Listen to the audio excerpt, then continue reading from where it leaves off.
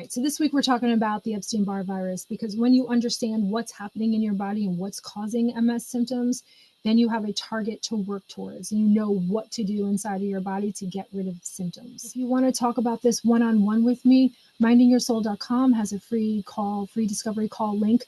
Click on that, get on my calendar. We'll have a conversation about where you're at, where you want to be, and what your next steps are. Don't worry, I don't sell you anything. That's simply there to just guide you along the process. There are things for you that you can join. This group is a great starting place. If you're new, this is what we do every Wednesday at noon Eastern Time. I teach you another part of the protocol so that you can get started. And wherever you are, wherever you're starting, it's a loop of 5 calls, the 5 pieces of the protocol, the Star of Kill Detox Protocol. So wherever you are, you're never behind. Just keep showing up on Wednesdays and learning more of the protocol. And little by little, you'll start to incorporate new things into your daily life. Maybe you go gluten-free, maybe you start with the lemon water, maybe celery juice is where you want to start. But it's all going to be here for you. And then the next step is, do you want to do it with a community of women who are already doing it? We have a community inside school where we meet twice a week, and then we have guest speakers twice a month. And that's where you're going to meet a lot of women who are very much like you, who are in all different stages of the healing process. And I find that healing is much nicer when you're doing it with a community of women and you're led every week with exactly what to do next, why shit's going down the way it is.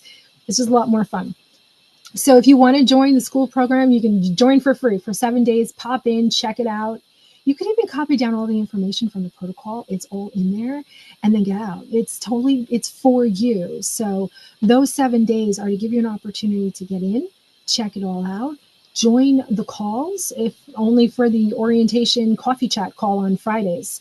If you want to join there just to talk to me, great. You have 7 days inside there to check everything out for free, and then you'll get charged if you don't cancel it. So just know that. Sign up. You get 7 days for free. Get out before the 7th day and you won't be charged a thing. But today we're going to be talking about the Epstein-Barr virus and how it is connected to multiple sclerosis. You can easily find the information online now, whereas 10 years ago you couldn't. It wasn't ever mentioned that Epstein-Barr had anything to do with MS. Now we know. Now it's on there. You can Google it and see it for yourself. I don't have to convince anybody anymore. So we're going to go through the 4 stages today of the virus. So you can see what's been going on in your life, and you can go, oh yeah, shit, that's when it started. Oh yeah, look at that, I did have that. It will make perfect logical sense once you understand how the virus lives and dies and how it goes through these different stages inside your body. So in stage 1 of the virus, the little bitch is getting a little lay of the land. And she's just looking around going, okay, where's my food sources? Where are my enemies? You don't know you have the virus at this point because there are no symptoms. So you can stay infected for years before it leads into stage 2. Stage 2 is mono. You might be thinking, oh, I never had mono. Well, there's hundreds of different strains of the virus. Just like the flu, it's going to morph, and new strains are popping up all the time. Depending on if you have a very mild strain or a very aggressive strain will determine if you ever had mono. Everyone gets the mono because everyone who comes in contact with the virus goes through these stages. But if you have a very mild strain of the virus, you're not going to get the classic mono symptoms. You'll feel like you have a cold. You won't even know that you have it. You might think it's allergies. If you have a very aggressive strain, you're going to land in the hospital like I did twice, 6th grade and 8th grade. Mono is either contracted through fluids, saliva, or passed down from the mother. The Epstein-Barr virus can get transmitted through the birth canal. When you do have mono, you go through the symptoms. As it was for me, I was in the hospital. They don't hospitalize anymore for mono. And then you get over it, right? When you get over it, the doctor's like, all right, that was it, mono, you're good, clean bill of health. What we now understand about the virus is its stages. That was stage 2. The reason why you don't have the symptoms anymore of mono is because the virus left your bloodstream and it went into an organ. Whatever organ it decides to live in your body will give you a collection of symptoms that will take you to the doctor. And the doctor is then going to diagnose you with an autoimmune disease, depending on where the virus decided to live. So for us, multiple sclerosis, liver, and kidneys. If your virus decided to live in the thyroid, and it's going to go, great, here's a set of symptoms. You go to the doctor and the doctor says you have thyroidism. depending on which strain of Epstein-Barr virus you have, you're either going to get diagnosed with hypo, Hashimoto's. If the virus had decided to, let's say, stay in your gut lining, depending on whether it's an aggressive strain or a very mild strain, you'll get diagnosed with IBS or Crohn's disease. Every autoimmune disease is named for where the Epstein-Barr virus lives: thyroid, gut, or in the liver and the kidneys. Because ours is in the liver and the kidneys, we have to focus on cleaning out the liver. That's why we started with last week's with the brain fog, because when the liver is clogged up with all of the toxins and the virus and all the other food sources for the pathogens to live on, it gets completely gunked up. And as it gets gunked up, it starts releasing toxins into the body. That's why you're feeling the brain fog, because the body is completely overwhelmed because it doesn't have its detox pathways open enough to get the virus out. Not only are you dealing with the live virus, but you're dealing with the dead virus, because the dead virus itself is a neurotoxin, which means it's toxic to your nervous system. So we have the live virus floating around in our body wreaking havoc, and then we also have the dead virus, which means we have to first start with opening up the detox pathways. That's why we start with the lemon water. Always start there first, because you can't begin to kill more if you're still experiencing a brain fog, because that brain fog tells you your body's already overwhelmed. This information might be overwhelming to you. Take it in small chunks. There's no way to learn the entire protocol all at one time. This is why we do the workshop Wednesdays, so that you learn little pieces here and there, and then we have the week to ask questions and understand what it means for you and what it looks like for you. So stage 1 of the virus, it's taken a lay of the land. You don't have symptoms. You don't know you have it until it reaches stage 2. It's going to go into stage 2 when it detects that your body is under emotional upheaval, usually caused by a hormonal shift, or it could be caused by some kind of trauma. If you think about right before you got sick, was there something that happened in your life? Let's say right before you got mono, was there a hormonal shift? Was there puberty, pregnancy, menopause? Right before you got diagnosed, was there a huge trauma in your life? Did something awful happen? It's not the stress that triggered it, but it's the body's response to the stress. So all of those stress hormones, the cortisol, the virus, all viruses feed off of those hormones and makes them even stronger. And that's usually what sends us to the doctor to get the diagnosis. So stage 2, mono, whether you know you had it or not, you don't. Sometimes you have a very mild strain of it and you feel like you have a common cold or you got allergies. After mono, it's going to go into stage 3. It's going to leave your bloodstream. Now, the virus only lives for 6 weeks. Its entire healthy life cycle is only 6 weeks. So you're saying, okay, great. So it only takes 6 weeks for me to kill this fucker. Well, no, because in those 6 weeks, it's constantly replicating itself. So there's 6 weeks, and then it replicates, and then another 6 weeks, and then another 6 weeks. So there's constantly a revolving door of viruses being born and viruses dying. What we want to do is starve the virus and remove its food sources and make the environment a place where the virus can't survive. And that's why the starve, kill, detox protocol gets rid of the virus slowly and gently so that we don't overwhelm the body with the dead virus. Stage 4 of the virus is when now it's living in the, let's say with MS, the kidney and the liver. Stage 4, it wants to ride your entire nervous system, because your nervous system is kind of like the superhighway to all of your organs, all of the food sources. So when the virus is strong and healthy, it's in the liver, and it's like, all right, I'm feeding, this is great. Where else can we go?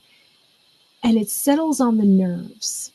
That's why after you get an autoimmune diagnosis, let's say MS, a lot of people are later diagnosed with fibromyalgia. That's because the virus is alive and well and moving throughout the body. So what we do is, now understanding how the virus works, we begin to kill it. There's one other thing to know about the virus. It has a best friend, and it's a cofactor. It's called a cofactor, which I go, all right, so where there's one, there's another. The Streptococcus bacteria is a bacteria that is always found with the Epstein-Barr virus. They live together. The Streptococcus bacteria is either going to travel north or south in your body. So if you think back to when you were a child, did you have chronic sore throats, chronic strep? Every time you got tired, you got strep throat. Every time you got sick, you got strep throat. What about sinus infections or ear infections? That's all a sign of the Streptococcus bacteria.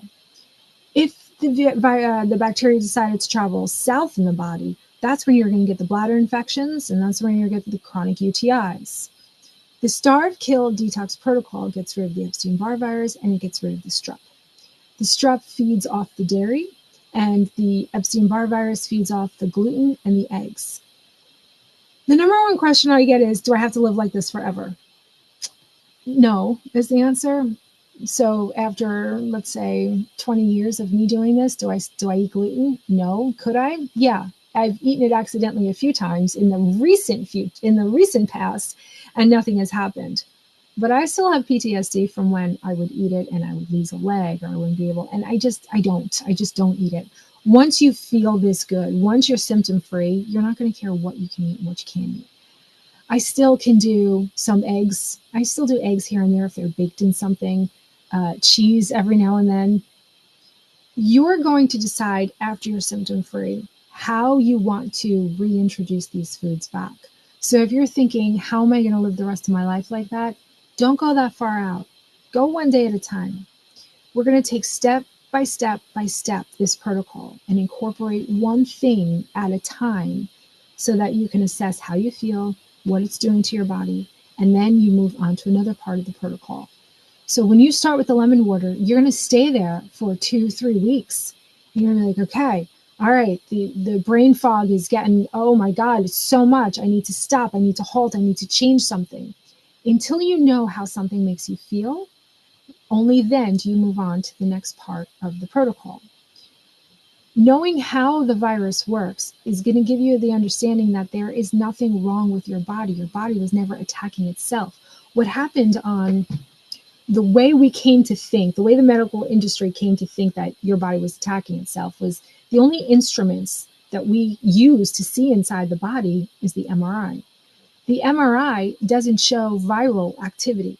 You can see the myelin, and with the contrast, you can see the immune system. So what does it look like? The immune system, the myelin, the myelin, the immune system. Oh my God, it looks like the body is attacking itself. Why is it doing that?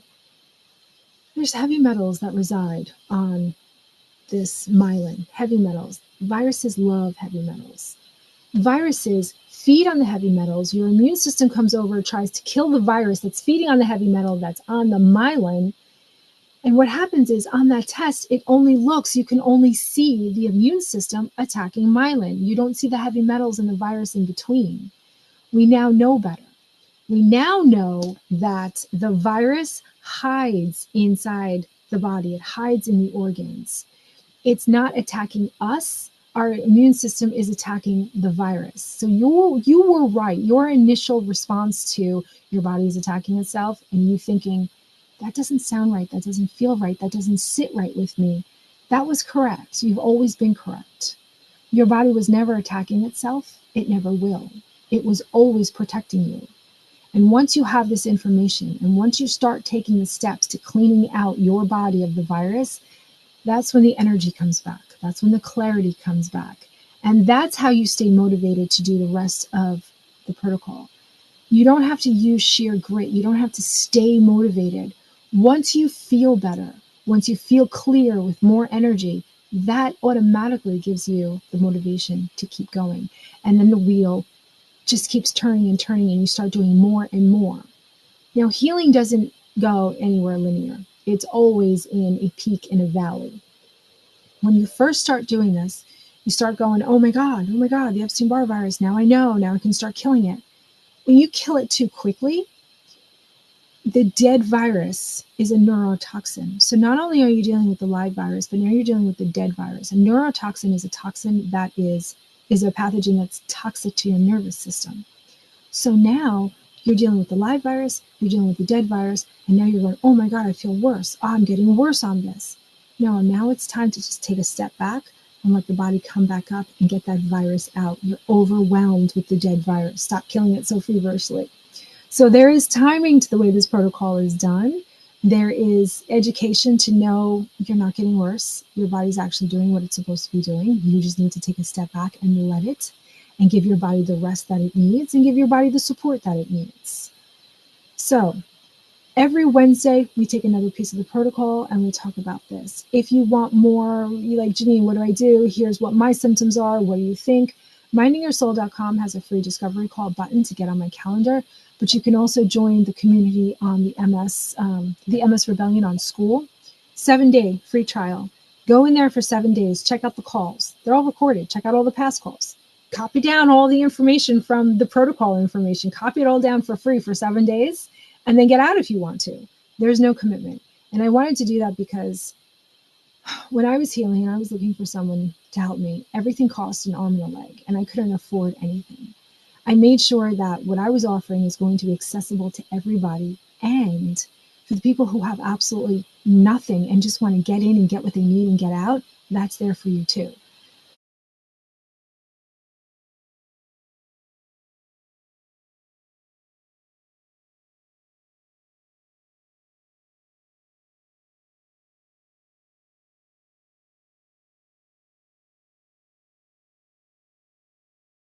And every time I do this, every time I help somebody else, it's not completely selfless.